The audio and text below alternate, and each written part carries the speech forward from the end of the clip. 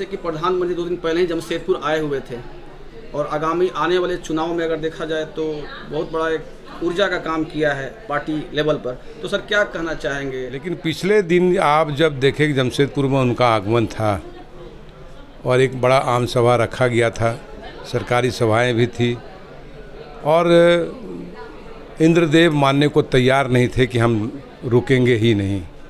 उसके बावजूद भी यहाँ के कार्यकर्ताओं में, उनके सहयोगियों में, उनके अनुयायियों में इतना उत्साह, ये हमने कभी अपने जीवन काल में किसी प्रधानमंत्री या किसी अन्य नेताओं में आने का उल्लास में नहीं देखा। और दूसरी बड़ी बात है कि इंद्रदेव मानने को तैयार नहीं थे, लेकिन हमारे प्रधानमंत्री जी बोल रहे थे कि नहीं, हम अपने कार्यकर्ताओं से मिलने ही जाएंगे। मुझे याद नहीं है कि कोई प्रधानमंत्री 150 किलोमीटर की दूरी को तय करके, रोड से तय करके अपने कार्यकर्ताओं से मिलने का है। ये भी एक बहुत बड़ा उनके लिए चुनौती था और हम लोग के लिए आश्चर्य की बात हुई। तो हम लोग तो पहले भाव विभिन्न हुए कि वो आए, हम सबों से मिले और आगामी चुनाव के लिए उन्होंने जो टिप्स दिया, जो ऊर्जा कार्यकर्ताओं में भरा, वो देखने लायक था।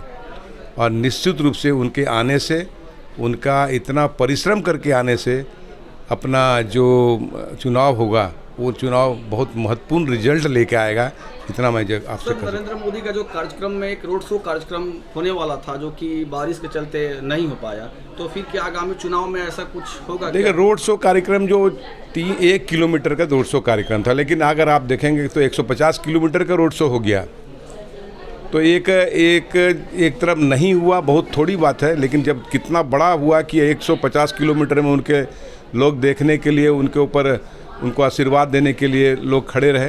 और निश्चित रूप से आने वाले समय में उनका कार्यक्रम होगा, क्योंकि चुनाव है और उनका मार्गदर्शन, उनका कार्यकर्ताओं को जो जीतने का जो टिप्स है वो देने के लिए फिर से वो आएंगे ही, ऐसा हम सबों का विश्वास है। इस बार क्या लग रहा है, विधानसभा चुनाव में सरकार बदलेगी?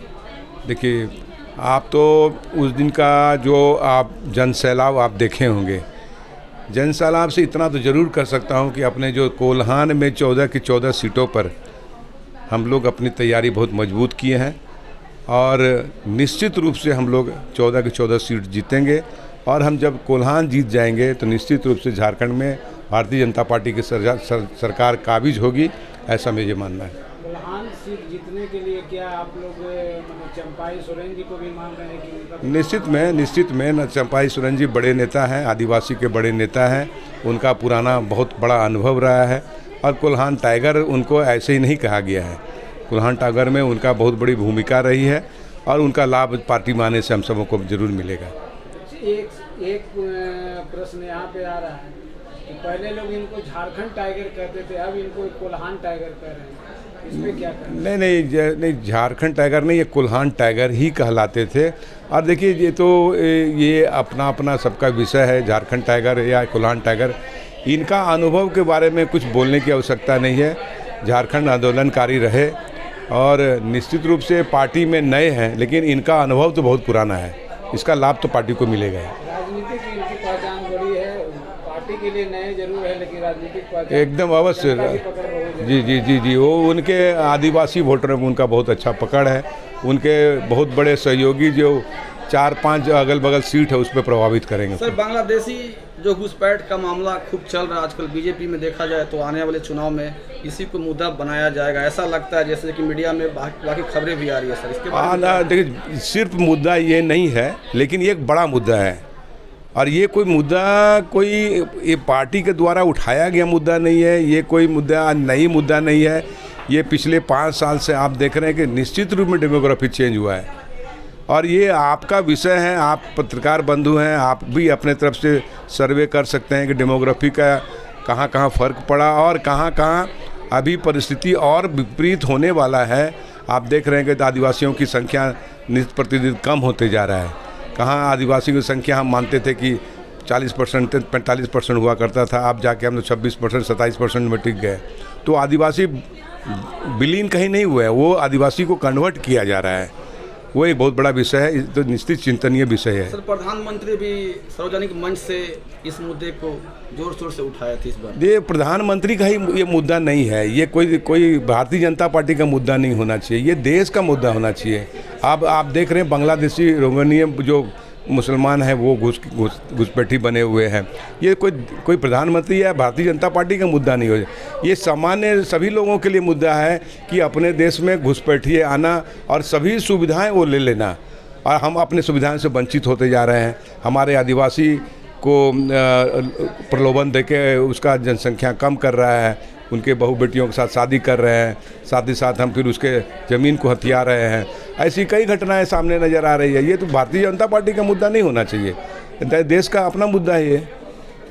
इस बार क्या शिवशंकर सिंह भी बीजेपी से गुजरात होंगे? देखिए ये बड़ा विषय बहुत ही आपका विषय निश्चित रूप से आप किए हैं, लेकिन ये हम लोग भारतीय जनता पार्टी के सामान्य कार्यकर्ता रहे और लोकप्रियता आपकी ज़्यादा है इस क्षेत्र में, आपके चहेते बहुत सारे लोग हैं।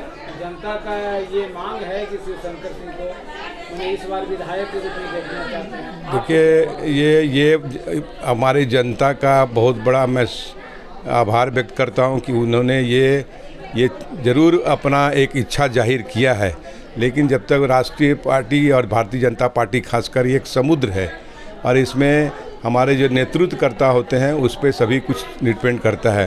नेतृत्वकर्ता को लगेगा कि हम कार्यकर्ताओं का भी महत्व एक नेतृत्व के रूप में होना चाहिए, तो अगर लगेगा तो हम पीछे भी नहीं हटेंगे। अगर उनको हमारी जनता का निश्चित रूप में ये सोच है कि हम आगे वाला समय में उनका नेतृत्व करें, लेकिन ये पार्टी में जो भी होते हैं हमारे आला कमान जो होते हैं, हमारे जो बड़े अधिकारी होते हैं प्रदेश और हमारे देश के, वो निर्भर उनके ऊपर करता है।